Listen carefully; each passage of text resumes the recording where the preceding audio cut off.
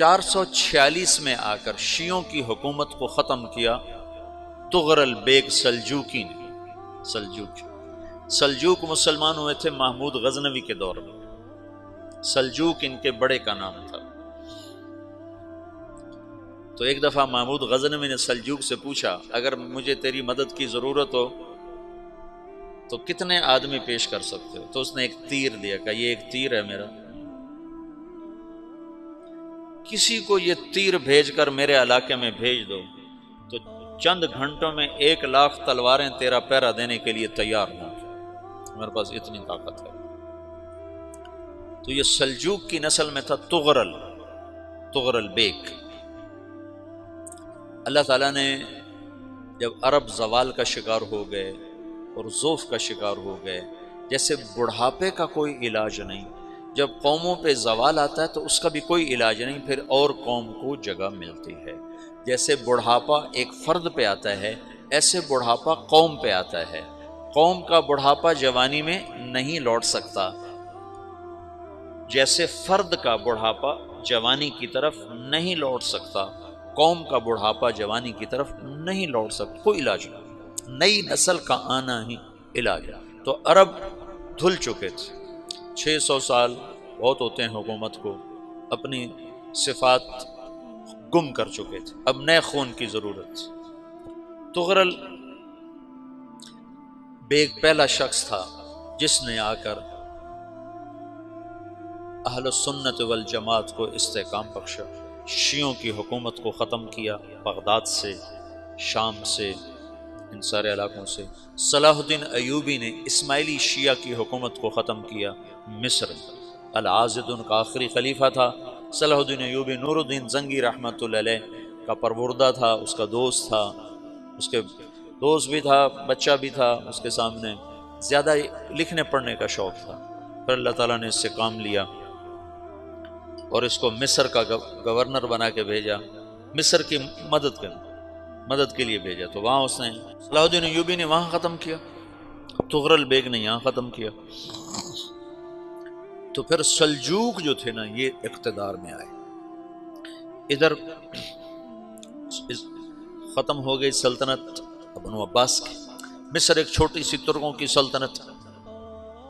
تو اللہ تعالیٰ پھر مرکزیت کے لیے ایک نظام چلایا، دو لشکر آپس میں لڑ رہے ہیں ایک میدان میں، ایک جنگلی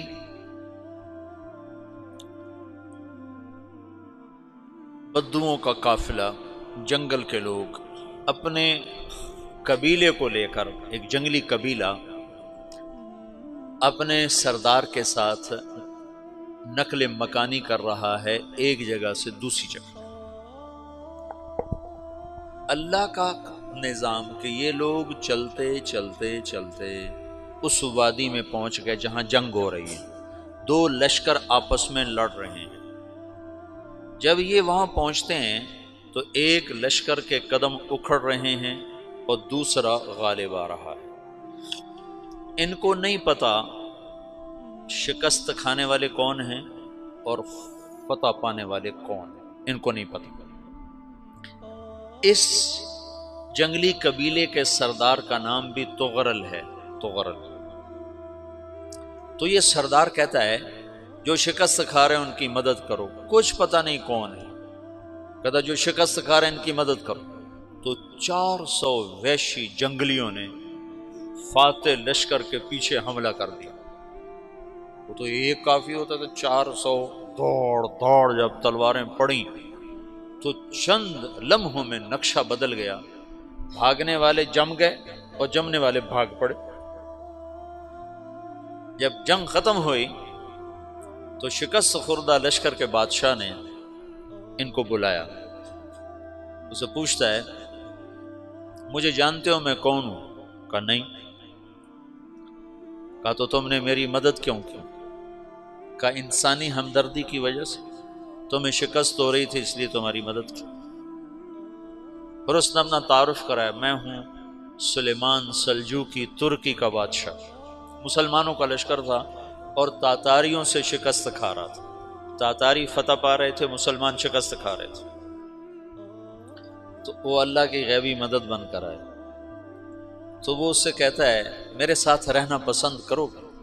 تم نے میرے اوپر احسان کیا ہے، میں اس کا بدلہ دینا چاہتا ہوں، میرے ساتھ رہنا پسند کرو گے؟ کہنے کا کر لوں گا۔ تو اس نے اس کو لے کر ترکی آیا، اور استنبول اس وقت روم کی حکومت میں تھا، اس سے فتح کیا اس تغرل کے آگے چوتھے پانچویں پڑپوتے محمد فاتح نے۔ تو یہ استنبول ہے، یہ ترکی ہے، بیچ میں ایک چھوٹا سمندر ہے، یہاں ایک جاگیر ہے۔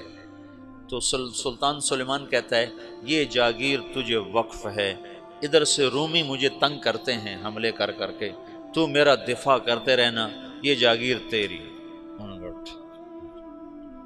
اس جاگیر پہ اس نے اپنے قافلے کو آباد کر دیا، اپنے قبیلے کو، اور ایک چھوٹی سی حکومت بنا لی، جو ایک صوبہ سمجھو سلمان سلجوقی کا، وہ ایک چھوٹا سا صوبہ ہے۔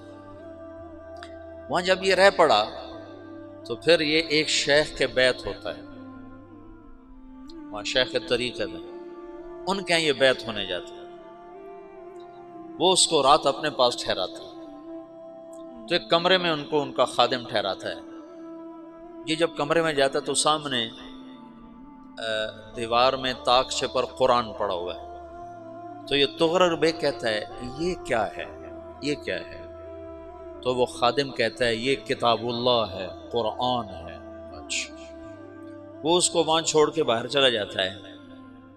وہ دیہاتی آدمی، جنگل کا رہنے والا، پہلی دفعہ زندگی میں قرآن دیکھا، وہ کہتا ہے یہ قرآن ہے، اللہ کی کتاب ہے، میں اللہ کی کتاب کے سامنے سو جاؤں، کتنی بے ادبی ہے۔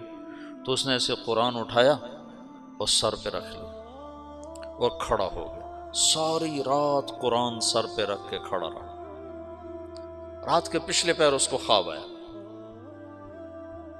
کھڑے کھڑے اس نے دیکھا کہ اس کی پشت سے ایک چاند نکلا اور شیخ کی بیٹی کے سینے میں جا کے اتر گیا۔